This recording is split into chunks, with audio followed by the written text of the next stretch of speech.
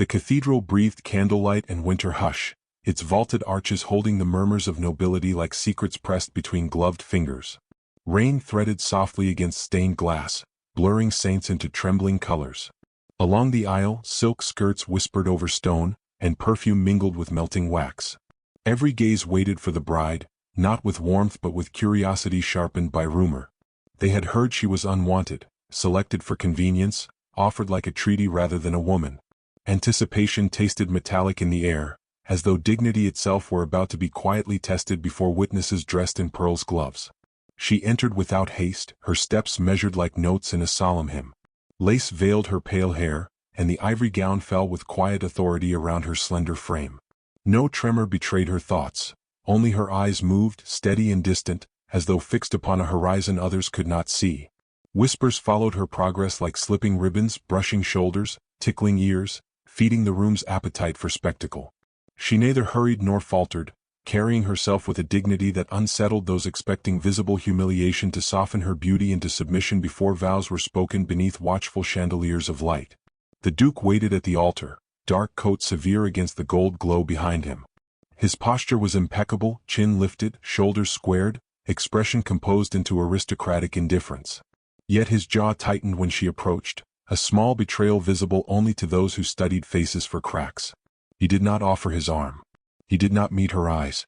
The priest's voice floated somewhere above them, ceremonial and remote, while guests leaned forward slightly, eager for signs of discord to justify their curiosity about this inconvenient union arranged for reasons never politely discussed in daylight drawing rooms filled with tea. When he finally leaned closer, it seemed almost courteous, a groom's necessary murmur. His breath brushed the lace near her ear as he whispered, low and certain, "You will beg for mercy before this marriage is done." The words slid between them like a hidden blade. No one else heard, yet something in her stillness sharpened, as if the insult had form and weight.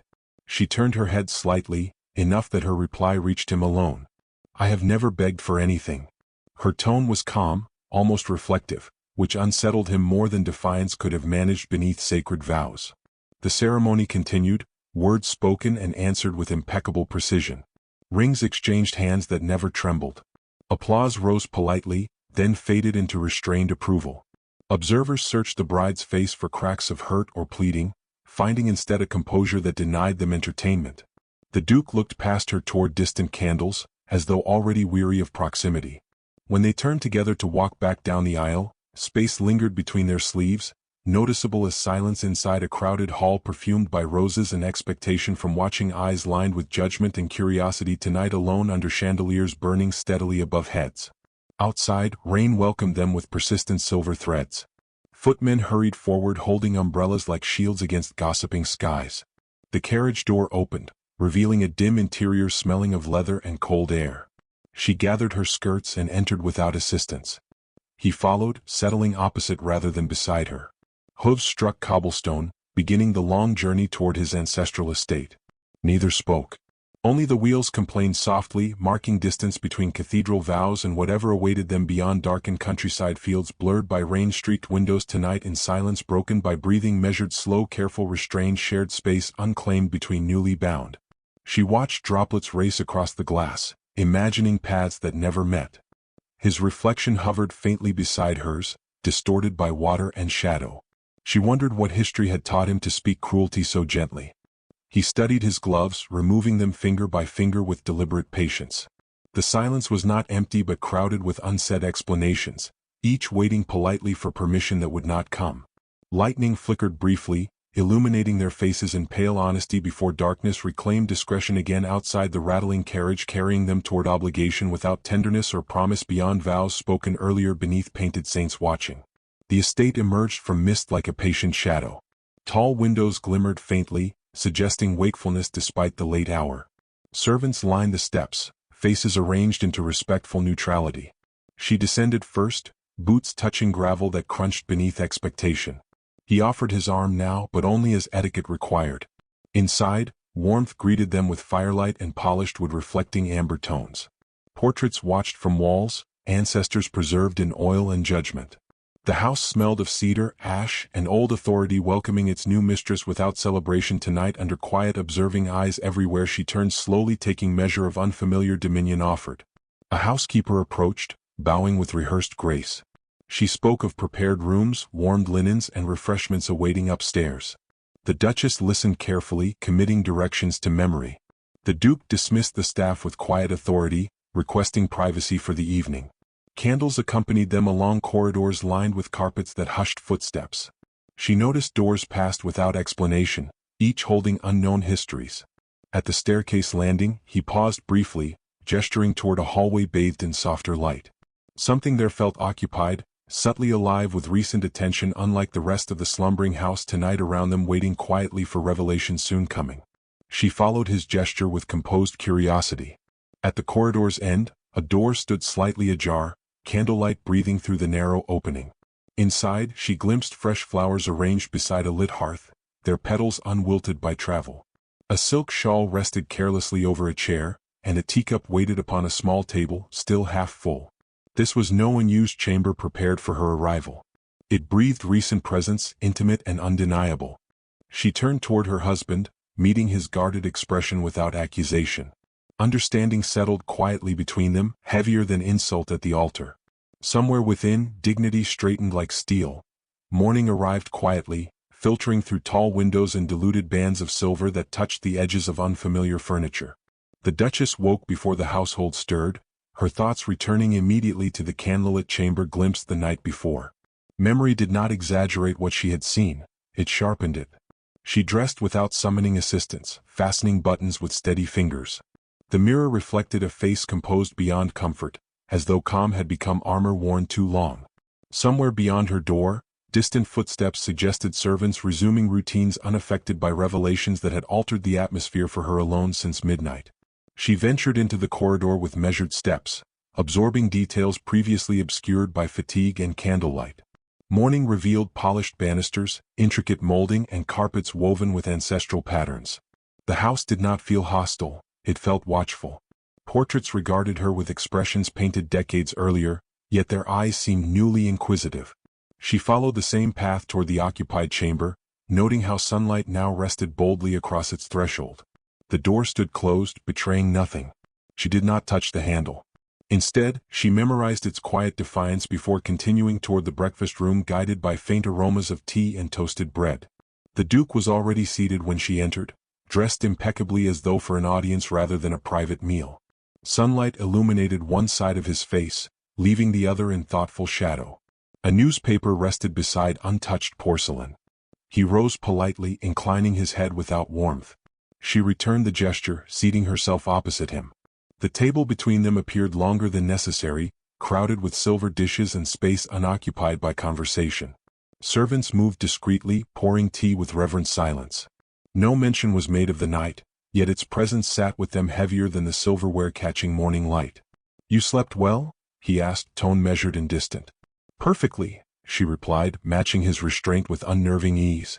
He studied her briefly, perhaps searching for accusation disguised within courtesy. Finding none, he turned to his cup. The exchange might have appeared harmonious to an observer, yet tension threaded between words like wire beneath silk. She buttered bread with deliberate calm, noticing how his fingers tightened slightly around porcelain when their eyes met accidentally. Neither spoke further. The quiet became its own conversation, filled with withheld questions neither was prepared to voice, while servants observed with professional discretion near the hearth behind them. After breakfast, she requested a tour of the estate from the housekeeper, who obliged with subdued enthusiasm. They moved through drawing rooms dressed in brocade and memories, libraries heavy with leather-bound volumes, and galleries where sunlight painted rectangles upon faded rugs. Everywhere lingered a sense of preservation, as though the house existed to protect its past from intrusion. Yet small disturbances appeared: a vase refreshed with new roses, curtains recently drawn back, cushions bearing faint impressions of use. These were not relics of history but signs of present habitation threading discreetly through venerable surroundings she was only beginning to understand. In the conservatory, glass panes captured winter light and magnified the scent of damp earth. Ferns unfurled beside marble benches, and orchids bloomed with delicate arrogance. Upon a small wrought iron table rested a book bound in deep green leather, its ribbon marker tucked precisely halfway through. She approached without touching it, recognizing care rather than neglect.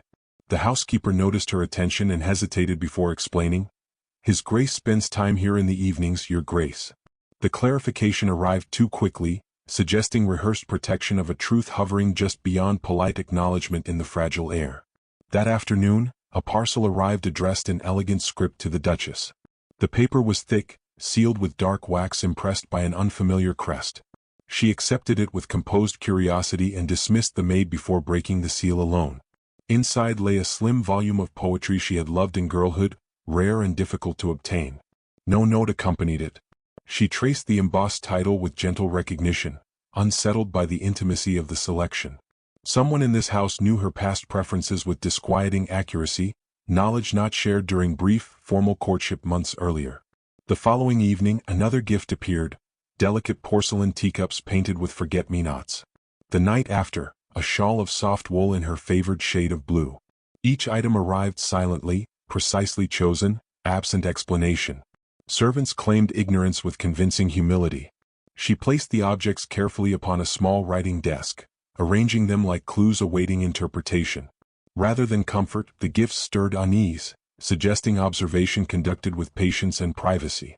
She began to feel accompanied by an invisible awareness that understood her tastes more deeply than her husband had ever attempted to during their short acquaintance.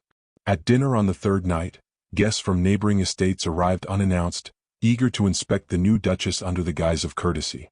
Polite smiles concealed curiosity sharpened by rumor. One lady in particular spoke sweetly of the East Wing's beauty, mentioning how frequently it had been admired by certain visitors in recent months. The implication floated delicately above crystal glasses. Before the Duchess could respond, the Duke's voice intervened, firm and cool. "My wife requires no guidance regarding my home." The table fell momentarily silent, the rebuke delivered with unmistakable authority wrapped in civility. She met his eyes then, surprised by the defense offered without softness. Something unspoken shifted slightly, like ice cracking beneath careful weight. The guests resumed conversation, though their interest had subtly retreated. Later that night she found another parcel waiting outside her chamber door. This time, a note rested inside atop pressed violets. Her breath paused as she recognized the handwriting from formal correspondence months ago. The message contained only a single line, "I thought these would remind you of spring." The signature was absent, yet unmistakable in quiet confession. Night gathered with deliberate patience, pressing its cool forehead against the tall windows while the house settled into layered quiet. The Duchess carried the green volume and the note with pressed violets through dim corridors lit by patient candles. Each flame bowed slightly as she passed, releasing a faint perfume of wax into the hush. She did not summon a maid. She did not announce her intention. The library door accepted her without protest, hinges sighing softly as though accustomed to confessions offered between shelves of disciplined knowledge and shadow. Firelight occupied the hearth with restrained authority, breathing amber across rows of leather spines. The Duke stood near the mantel, one hand resting upon the marble as if steadying a thought too heavy to carry unaided. He turned when she entered, surprise flickering briefly before composure returned like a practiced coat. The room smelled of smoke, paper and winter rain trapped in wool. She closed the door behind her with careful finality, placing the book and the violets upon a side table where their presence looked both innocent and accusing in the glow. "I believe these belong to you," she said, voice even, offering neither accusation nor gratitude. He glanced at the items and the smallest tension crossed his mouth. "They were meant for you," he replied quietly, the correction gentle but unmistakable. Silence moved between them, deliberate and attentive. She stepped closer to the fire, warming fingers that had not realized their chill.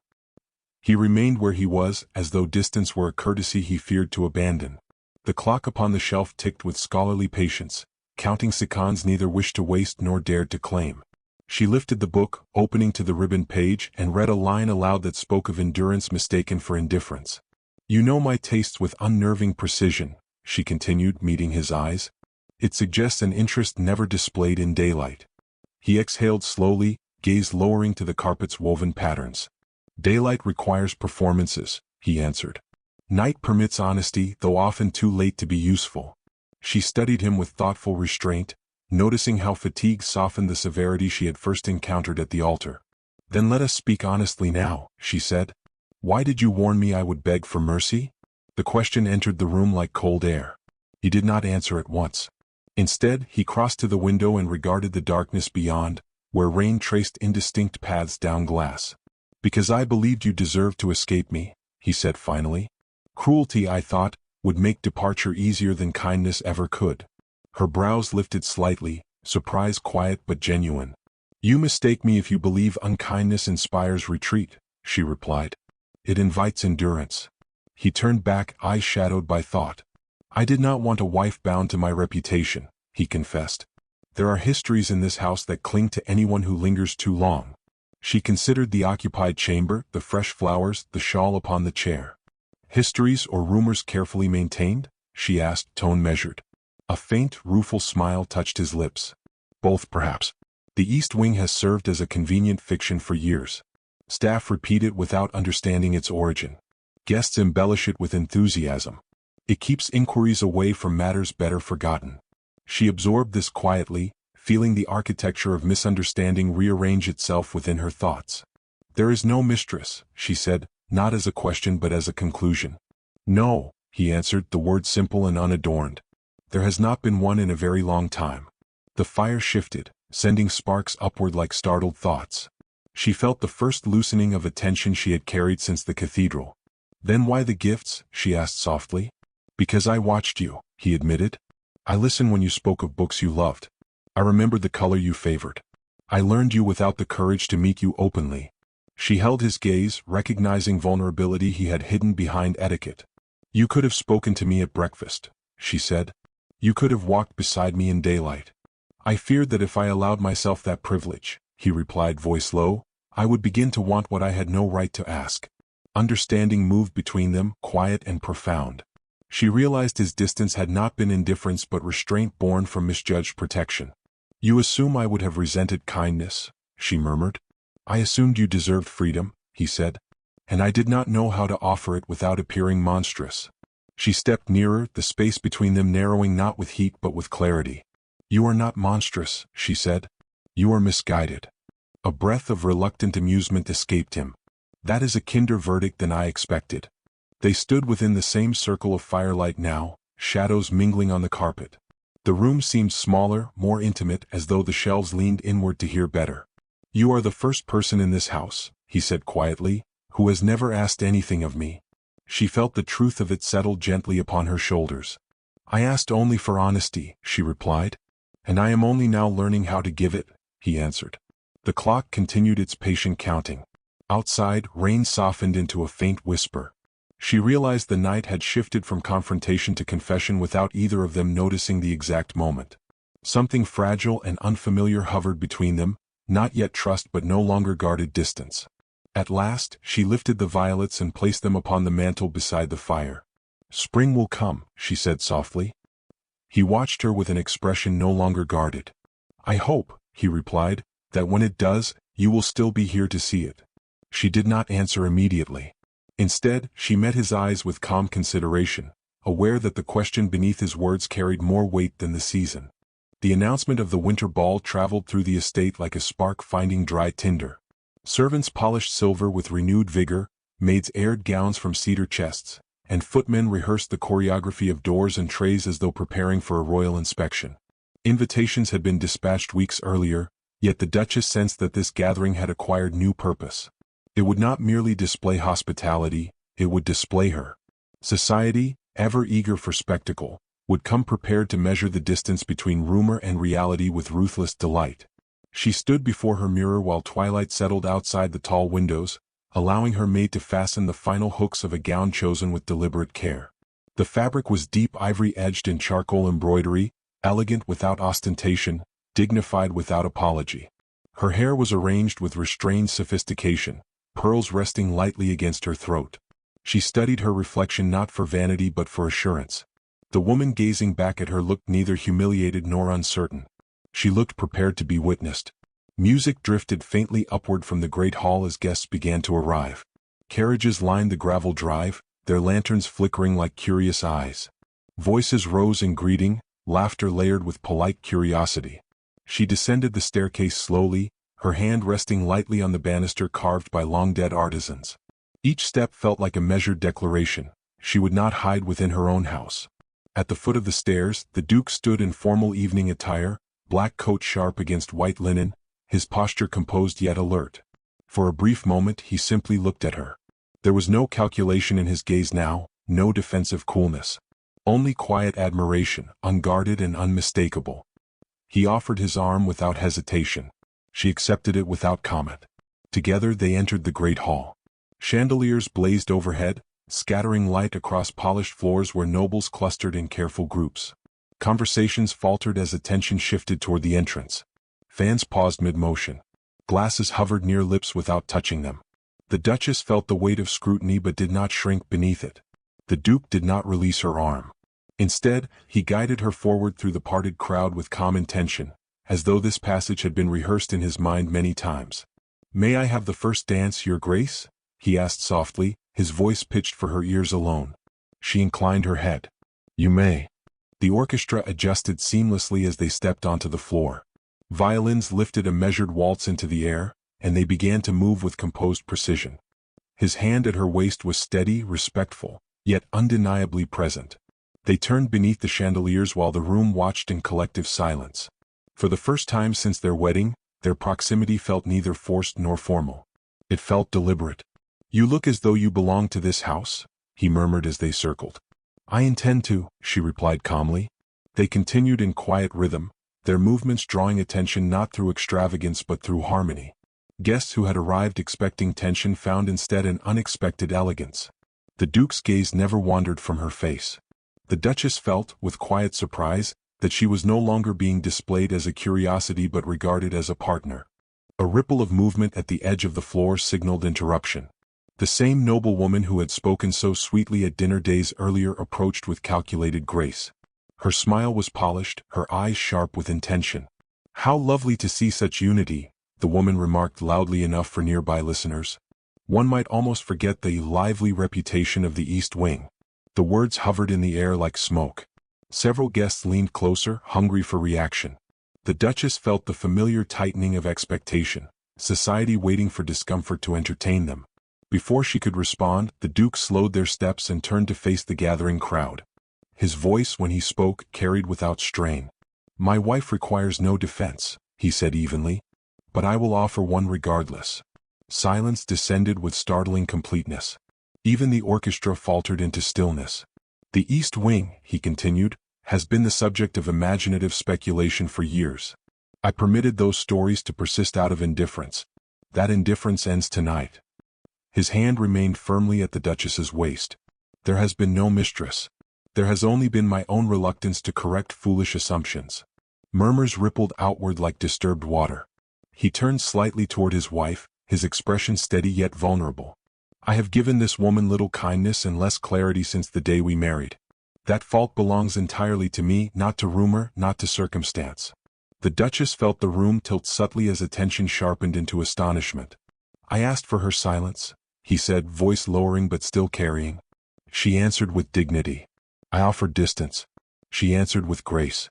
"If there is scandal here, it lies in my failure to deserve the composure she has shown since stepping into this house." The noblewoman's smile had faded into uncomfortable neutrality. Around her, fans resumed movement with uncertain rhythm. Then, in a gesture that stunned the assembly into complete stillness, the Duke inclined himself, not fully to one knee, but enough that the intention was unmistakable. His head bowed slightly toward his wife. "Your Grace," he said quietly, though every ear heard it, "I ask your forgiveness before witnesses, because I withheld respect before them as well." A collective breath seemed to leave the room at once. The Duchess felt the weight of the moment settle upon her shoulders like a mantle. She had been prepared to endure whispers. She had not been prepared for this.